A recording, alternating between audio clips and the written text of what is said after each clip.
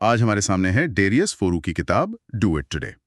हमारे पास इस किताब के कुछ सारांश और नोट्स हैं और आज हम इसकी तह तक पहुंचने की कोशिश करेंगे। हाँ। हमारा मकसद है ये समझना कि ये टालम टोल की आदत मतलब प्रोक्रेस्टिनेशन, इस पर काबू कैसे पाया जाए और अपनी प्रोडक्टिविटी असल में बढ़ाई कैसे जाए। और ये किताब ना शुरू ही एक बहुत गहरे सवाल से होती है। ये सिर्फ टिप्स और ट्रिक्स के बारे में नहीं है। अच्छा। फोरू कहते हैं कि हमारी पहचान इस बात से नहीं होती कि हमारी नौकरी क्या है या बैंक में कितने पैसे हैं, बल्कि इस बात से होती है कि हम अपना वक्त, अपना समय कैसे बिताते हैं। जिंदगी बहुत छोटी है और हमारा हर एक दिन वो मायने रखता है। इसीलिए किताब का नाम है डू इट टुडे। बिल्कुल। तो चलिए इसको थोड़ा और खोदते हैं। टालम टोल की आदत ये है क्यों? किताब कहती है इसके पीछे कुछ आम वजह हैं, जैसे फेल होने का डर। हाँ, ये तो बहुत बड़ा है। या कभी-कभी बस काम करने का मन नहीं होता, प्रेरणा की कमी और ध्यान भटकना। और एक बहुत बड़ी वजह है परफेक्शनिज्म, यानी हर काम को बिल्कुल परफेक्ट करने की चाह में। बिल्कुल, और उसी चाह में हम उसे शुरू ही नहीं कर पाते। हाँ। ये परफेक्शनिज्म वाली बात बहुत दिलचस्प है क्योंकि ये एक बहाने की तरह काम करती है। हमें लगता है कि हम बहुत ऊंचे स्टैंडर्ड सेट कर रहे हैं, पर असल में हम उस काम को करने की जो मुश्किल है ना, हाँ। उससे बच रहे होते हैं। मतलब ये डर का ही एक बहुत सोफिस्टिकेटेड रूप है। एग्जैक्टली। पर ये सिर्फ एक बुरी आदत तो नहीं है ना? किताब में इसके कुछ गंभीर नतीजों का भी जिक्र है। हाँ, ये सिर्फ काम लेट होने तक सीमित नहीं है। इससे डिप्रेशन, चिंता, तनाव और यहाँ तक कि आत्मविश्वास में भी भारी कमी आ सकती है। अब्राहम लिंकन ने भी कहा था, आप आज से बचकर कल की जिम्मेदारी से नहीं भाग सकते। सही। और मजे की बात है कि विज्ञान भी इसी बात को सपोर्ट करता है। जब हम कोई मुश्किल काम टालते हैं तो हमें थोड़ी देर के लिए एक राहत मिलती है। हाँ, एक छोटा सा डोपामाइन हिट की चलो बच गए। बिल्कुल, लेकिन लंबे समय में ये हमारे दिमाग की केमिस्ट्री को बिगाड़ देता है। यहीं पर सेरोटोनिन नाम का केमिकल तस्वीर में आता है। सेरोटोनिन? हाँ, किताब बताती है कि जब हमारे शरीर में सेरोटोनिन का लेवल सही होता है तो हमारा मूड बेहतर होता है और हम ज्यादा फोकस्ड महसूस करते हैं। अच्छा, तो ये सिर्फ विल पावर या इच्छा शक्ति का खेल नहीं है, ये दिमाग की केमिस्ट्री से भी जुड़ा हुआ है। बिल्कुल। तो फिर सवाल ये है कि हम इस सेरोटोनिन को बढ़ा कैसे सकते हैं? हाँ, और तरीके बहुत सीधे साधे हैं, कोई रॉकेट साइंस नहीं है। रोज एक्सरसाइज करना, किताबें पढ़ना, अपने विचारों को लिखना यानी जर्नलिंग, और यहाँ तक कि अपनी पुरानी अच्छी यादों को याद करना भी सेरोटोनिन को बूस्ट कर सकता है। ये छोटी छोटी आदतें हमारे दिमाग को फोकस करने के लिए तैयार करती हैं। बिल्कुल। ठीक है, तो दिमाग को तैयार करने के बाद असली एक्शन प्लान क्या है? किताब में कुछ प्रैक्टिकल तरीकों का भी जिक्र है। हाँ, बिल्कुल। जैसे सेल्फ इम्पोज डेडलाइन, मतलब अपने लिए खुद एक डेडलाइन तय करो और किसी दोस्त या परिवार वाले को बता दो। ये बाहरी दबाव काम करता है। हाँ, और इसी से जुड़ा है अकाउंटेबिलिटी सिस्टम, मतलब किसी दोस्त या कोच को अपना पार्टनर बना लेना। लेकिन इसमें एक दिक्कत है। मैंने देखा है कि अक्सर ये अकाउंटेबिलिटी सेशन सिर्फ एक दूसरे से काम की शिकायत करने का सेशन बनकर रह जाता है। सही कहा। कुछ होता नहीं है। तो एक असरदार अकाउंटेबिलिटी सिस्टम काम कैसे करता है? बहुत अच्छा सवाल है। देखिए, असरदार सिस्टम में शिकायत की जगह ही नहीं होती। वो बहुत स्ट्रक्चर्ड होता है। आप हर हफ्ते मिलते हैं और सिर्फ 2 बातें करते हैं। पिछले हफ्ते आपने क्या करने को कहा था और उसमें से क्या किया। और दूसरा, अगले हफ्ते आप क्या करने वाले हैं। कोई बहाना नहीं, कोई कहानी नहीं, सिर्फ एक्शन और रिजल्ट्स। यही चीज इसे गपशप से अलग बनाती है। समझ गया। और किताब में अंतराल में काम करने का भी जिक्र है, मतलब हर 30-40 मिनट के काम के बाद ब्रेक। और इंटरनेट से दूर रहना, ये तो हम सब जानते हैं, लेकिन कर नहीं पाते, है ना? हाँ, और यहीं पर तो किताब का सबसे जरूरी आइडिया आता है। इच्छा शक्ति पर भरोसा मत करो, सिस्टम पर करो। फोरू इसे स्लोप ऑफ प्रोक्रेस्टिनेशन कहते हैं। ये एक बहुत पावरफुल कॉन्सेप्ट है। इसका मतलब है कि टालमटोल एक फिसलने वाली ढलान की तरह है। इसे थोड़ा और समझाइए, ये ढलान काम कैसे करती है? सोचिए, आप एक जरूरी रिपोर्ट पर काम कर रहे हैं, तभी फोन पर एक नोटिफिकेशन आता है। आप सोचते हैं बस 1 मिनट में देखकर वापस काम पे लग जाऊंगा। और वो 1 मिनट कभी 1 मिनट नहीं होता। कभी नहीं। वो एक नोटिफिकेशन आपको सोशल मीडिया पर ले जाता है, वहां एक दिलचस्प वीडियो का लिंक मिलता है और 1 घंटे बाद आपको याद आता है कि अरे, मैं तो रिपोर्ट लिख रहा था। तो वो पहला छोटा सा डिस्ट्रैक्शन उस ढलान का पहला कदम था। और एक बार फिसलना शुरू हुए तो रुकना बहुत मुश्किल है। बिल्कुल, मतलब असली खतरा वो पहला डिस्ट्रैक्शन है, ना कि उसके बाद होने वाली चीजें। तो किताब का तर्क ये है कि हम ढलान के बीच में खुद को रोकने के लिए अपनी विल पावर पर भरोसा नहीं कर सकते। नहीं कर सकते। हमें उस ढलान पर पहला कदम रखने से ही खुद को बचाना होगा। एग्जैक्टली। इसीलिए सिस्टम बनाना जरूरी है, जैसे काम करते समय फोन को दूसरे कमरे में रखना। ये विल पावर का नहीं, सिस्टम का इस्तेमाल है। आपने फिसलने की गुंजाइश ही खत्म कर दी। ठीक है, तो हमने टालम टोल से बचने के लिए डिफेंस तो बना लिया, लेकिन अब प्रोडक्टिविटी बढ़ाने के लिए अटैक कैसे करें? किताब कहती है कि इसकी शुरुआत टाइम मैनेजमेंट से नहीं बल्कि अटेंशन मैनेजमेंट से होती है, और हमारा सबसे बड़ा दुश्मन है हमारा स्मार्टफोन। हाँ, और इसके आंकड़े वो हैरान करने वाले हैं। एक स्टडी में पाया गया कि 37.4% लोगों के लिए उनका फोन उनके करीबी दोस्तों से ज्यादा जरूरी था। अरे बाप रे! लेकिन उससे भी चौंकाने वाली बात यह है कि एक और स्टडी में पता चला भी अगर आपका फोन सिर्फ दूसरे कमरे में रखा हो तो आपकी परफॉर्मेंस 26% तक बढ़ जाती है। 26%? ये तो बहुत ज्यादा है। मतलब हम फोन यूज नहीं भी कर रहे हों तो भी। एग्जैक्टली। तो भी सिर्फ उसका पास होना ही हमारे दिमाग की पावर को खींच रहा है। वाह! ये एक बहुत बड़ा माइंडसेट शिफ्ट है। हम हमेशा कहते हैं मेरे पास समय नहीं है, लेकिन समय को तो कोई कंट्रोल नहीं कर सकता, वो तो अपनी रफ्तार से चलता रहेगा। सही। पर हमारा ध्यान कहाँ है, ये हमारे कंट्रोल में हो सकता है। प्रोडक्टिविटी का असली खेल टाइम मैनेजमेंट का नहीं, अटेंशन मैनेजमेंट का है। और अटेंशन का एक और चोर है परफेक्शनिज्म, जैसा हमने पहले भी बात की थी। हाँ, ये टाल मटोल का एक छिपा हुआ रूप है। किताब में 2 तरह के परफेक्शनिस्ट बताए गए हैं। एक वो जो कभी काम शुरू ही नहीं करता, और दूसरा वो जिसके स्टैंडर्ड्स इतने ऊंचे होते हैं कि वो कभी संतुष्ट ही नहीं होता। और नतीजा दोनों का एक ही है, काम पूरा नहीं होता। सही। इसका समाधान किताब में सीखी हुई साधन संपन्नता यानी लर्न्ड रिसोर्सफुलनेस बताया गया है। अच्छा, सीखी हुई साधन संपन्नता। ये सुनने में थोड़ा भारी शब्द लगता है। इसे आसान भाषा में कैसे समझेंगे? इसे एक इमोशनल टूल किट की तरह समझिए। ओके।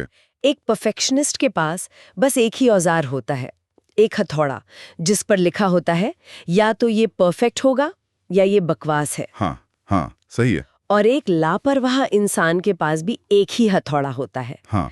किसे फर्क पड़ता है? ठीक है। लेकिन लर्न्ड रिसोर्सफुलनेस का मतलब है कि आपके टूल किट में कई तरह के औजार हैं।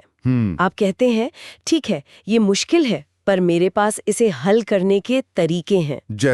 जैसे मैं इसे छोटे हिस्सों में तोड़ सकता हूँ, मैं किसी से मदद मांग सकता हूँ, मैं कोई दूसरा तरीका आजमा सकता हूँ। ये सब कुछ या कुछ नहीं वाली सोच से बाहर निकलने की काबिलियत है। ये तो बहुत प्रैक्टिकल सोच है। किताब में एक 30 मिनट के इवनिंग रिचुअल यानी शाम के नियम का भी जिक्र है। मुझे ये आइडिया काफी दिलचस्प लगा। हाँ, ये दिन को सही तरीके से खत्म करने और अगले दिन के लिए तैयार होने में मदद करता है। इसके 4 हिस्से हैं। पहले 10 मिनट में आप देखते हैं कि आज दिन भर में क्या क्या किया। अगले 10 मिनट में आप अगले दिन का कैलेंडर देखते हैं ताकि दिमाग पहले से तैयार रहे। और अगले 5 मिनट में अगले दिन के कपड़े तैयार करना। ये सुनने में बहुत छोटी सी बात लगती है। छोटी है पर बहुत असरदार है। सुबह उठकर एक फैसला कम लेना पड़ता है। और आखिरी 5 मिनट में आप अगले दिन को विजुअलाइज करते हैं। मन में कल्पना करते हैं कि आप अपने सारे काम सफलतापूर्वक कर रहे हैं। बिल्कुल। इस रिचुअल का मनोवैज्ञानिक असर क्या होता है? क्या ये सच में काम करता है? ये बहुत शक्तिशाली है क्योंकि आपके दिन को एक क्लोजर देता है। अक्सर हमारा दिन बस खत्म हो जाता है और हम अधूरे कामों की चिंता के साथ सोते हैं। सही बात है। ये रिचुअल उस चिंता को कम करता है और अगले दिन के लिए एक साफ इरादा तय करता है। इससे सुबह उठकर दिशाहीन महसूस करने की संभावना बहुत कम हो जाती है। थक है, हमारा दिमाग एक बार में एक ही चीज पर ठीक से ध्यान लगा सकता है। जब हम मल्टीटास्क करते हैं तो हम असल में बहुत तेजी से एक काम से दूसरे काम पर स्विच कर रहे होते हैं। हाँ, जिससे दिमाग थक जाता है और गलतियां होती हैं। एक और टिप है कि दिन में केवल 2 बार ईमेल चेक करें। ये आज के दौर में लगभग नामुमकिन सा लगता है। क्या ये वाकई प्रैक्टिकल है? ये इस बात पर निर्भर करता है कि आपका काम क्या है, लेकिन इसके पीछे का जो सिद्धांत है वो बहुत मजबूत है। और वो क्या है? सिद्धांत यह है कि आप अपने दिन को कंट्रोल करें, ना कि आपका इनबॉक्स। अगर आप हर नोटिफिकेशन पर ईमेल चेक करते हैं तो आप हमेशा दूसरों के एजेंडे पर काम कर रहे होते हैं। सही। दिन में 2 बार समय तय करने का मतलब है कि आप तय करते हैं कि कब आप दूसरों की जरूरतों पर ध्यान देंगे। और मेरा पसंदीदा टिप, अगर आपका दिन खराब जा रहा है तो रीसेट बटन दबाएं। हाँ, ये आइडिया ही कितना मजबूत है। हम सब ने ऐसा महसूस किया है, सुबह 10 बजे खराब मीटिंग हुई और बस पूरा दिन बर्बाद हो गया। ये सोचना कि आप 11 बजे ब्रेक लेकर टहलकर अपने दिन को रिब्यूट कर सकते हैं, ये बहुत ताकत देता है। इसका बड़ा मकसद यही है कि जीवन को सरल बनाया जाए और गैर जरूरी चीजों को हटाकर ध्यान केंद्रित किया जाए। और इसी से जुड़ा एक और आइडिया है यूनिवर्सल स्किल्स का। सार्वभौमिक कौशल? हाँ, जैसे आत्मानुशासन, कम्युनिकेशन, बातचीत की कला और शारीरिक शक्ति। ये ऐसी स्किल्स हैं जो हर फील्ड में हर हाल में काम आती हैं। ये अनिश्चितता के बीच भी सफलता की नींव है। बिल्कुल। किताब में एक और बात है जिसने मुझे सोचने पे मजबूर किया। अपनी मंजिल जानने से ज्यादा जरूरी है अपनी दिशा जानना। हाँ, मुझे लगता है हम सब पर यह दबाव होता है कि हमें पता होना चाहिए कि हम 5 साल में कहाँ होंगे। ये विचार उस दबाव को कम करता है। बिल्कुल। और ये निरंतरता यानी कंसिस्टेंसी के विचार से भी जुड़ता है। फोरू हर दिन सिर्फ 0.1% बेहतर होने की बात करते हैं, जो सुनने में बहुत कम लगता है। 0.1% तो कुछ भी नहीं है। लगता है, लेकिन उनका मानना है कि असंगति परिणामों की दुश्मन है। मतलब अगर आप लगातार कोशिश नहीं करते तो नतीजे नहीं मिलेंगे। ये कंपाउंडिंग का सिद्धांत है जो सिर्फ पैसे पर ही नहीं बल्कि हमारी आदतों और स्किल्स पर भी लागू होता है। पर क्या सिर्फ दिशा पता होने से काम चल जाता है? क्या इससे हम लक्ष्यहीन होकर भटकने नहीं लगेंगे? बिना एक साफ मंजिल के ये सुनिश्चित कैसे करें कि हम वाकई में कोई ठोस प्रगति कर रहे हैं? ये एक बहुत वैलिड सवाल है। यहाँ पर दिशा का मतलब लक्ष्यहीन होना नहीं है। इसका मतलब है कि आप अपनी वैल्यूज और सिद्धांतों के आधार पर एक रास्ता चुनते हैं और उस पर चलते रहते हैं। ओके। मान लीजिए आपकी दिशा है एक बेहतरीन लेखक बनना। मंजिल शायद एक बेस्ट सेलर किताब लिखना हो सकती है। हो सकता है आप वो किताब न लिख पाएं, लेकिन अगर आपकी दिशा सही है तो आप हर दिन लिखने का अभ्यास करेंगे, अपनी कला को सुधारेंगे और एक काबिल लेखक जरूर बन जाएंगे। मतलब प्रक्रिया पर ध्यान देना, सिर्फ नतीजे पर नहीं। बिल्कुल। दिशा आपको प्रक्रिया पर ध्यान केंद्रित करने में मदद करती है। ठीक है, अब किताब के सबसे अनोखे विचार पर आते हैं। ऐसे जियो जैसे तुम अमर हो, ये उस बात के बिल्कुल उल्टा है जो हमेशा सुनते हैं कि ऐसे जियो जैसे आज तुम्हारा आखिरी दिन हो। हाँ। अगर मेरे पास हमेशा का समय है तो मैं आज कुछ क्यों करूंगा? ये तो टालमटोल करने का सबसे बड़ा लाइसेंस है। यही तो इसका सबसे शानदार विरोधाभास है और इसे समझना बहुत जरूरी है। समझाइए। डू इट टुडे का मतलब है उन जरूरी कामों को आज करना जो आपके लिए मायने रखते हैं। आपका काम, आपकी सेहत, आपके रिश्ते। ठीक है। लेकिन ऐसे जियो जैसे तुम अमर हो, आपकी पूरी सोच आपके माइंडसेट के बारे में है। ये आपके फैसलों से घबराहट और जल्दबाजी को हटा देता है। कैसे? एक उदाहरण देकर समझाइए। सोचिए, अगर आपको लगता है कि आपके पास बहुत समय है तो आप सिर्फ पैसों के लिए कोई ऐसी नौकरी नहीं करेंगे जिससे आप नफरत करते हैं। क्यों? क्योंकि आप एक लंबा खेल खेल रहे हैं। आप एक सार्थक करियर बनाने पर ध्यान देंगे। हाँ, आप छोटी छोटी बातों पर लोगों से रिश्ते खराब नहीं करेंगे क्योंकि आप मानकर चल रहे हैं कि ये लोग आपकी जिंदगी में लंबे समय तक रहेंगे। और आप अपनी गलतियों को दुनिया का अंत नहीं समझेंगे। बिल्कुल, आप उन्हें सीखने का एक मौका मानेंगे क्योंकि आपके पास सुधरने के लिए बहुत समय है। ये आपको धैर्य और एक टिकाऊ अप्रोच सिखाता है, न कि आलस। तो इन सब का क्या मतलब है? अगर हम इन सभी विचारों को एक साथ देखें तो निचोड़ क्या निकलता है? निचोड़ ये है कि टाल मटोल सिर्फ आलस्य नहीं है, ये एक जटिल आदत है और इसे हम सिर्फ इच्छा शक्ति के सहारे नहीं बल्कि ठोस सिस्टम बनाकर तोड़ सकते हैं। और सच्ची प्रोडक्टिविटी दिन में 12 घंटे काम करने से नहीं आती, बल्कि अपना ध्यान मैनेज करने, चीजों को सरल बनाने और लगातार छोटे छोटे कदम उठाने से आती है। बिल्कुल। और शायद सबसे बड़ा संदेश यही है कि जो चीज वाकई में मायने रखती है उस पर आज ही काम शुरू करें। हाँ, ये अपने जिंदगी की ड्राइविंग सीट पर वापस आने और एक पैसिव माइंडसेट से बाहर निकलने के बारे में है, जहां हम सिर्फ चीजों के होने का इंतजार करते हैं। सही कहा, क्योंकि अंत में हमारे इरादे या विचार नहीं बल्कि हमारे काम ही हमें परिभाषित करते हैं।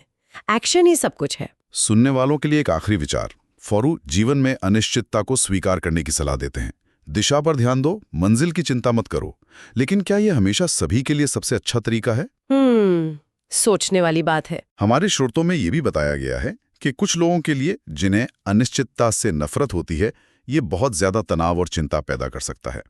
वहीं दूसरी रिसर्च ये दिखाती है कि साफ और तय लक्ष्य होने से अक्सर ज्यादा सफलता और संतुष्टि मिलती है। सही है। तो सोचने वाली बात यह है, किसी के लिए अनिश्चितता को अपनाना विकास का रास्ता हो सकता है, या ये दिशाहीनता और ठहराव का कारण बन सकता है?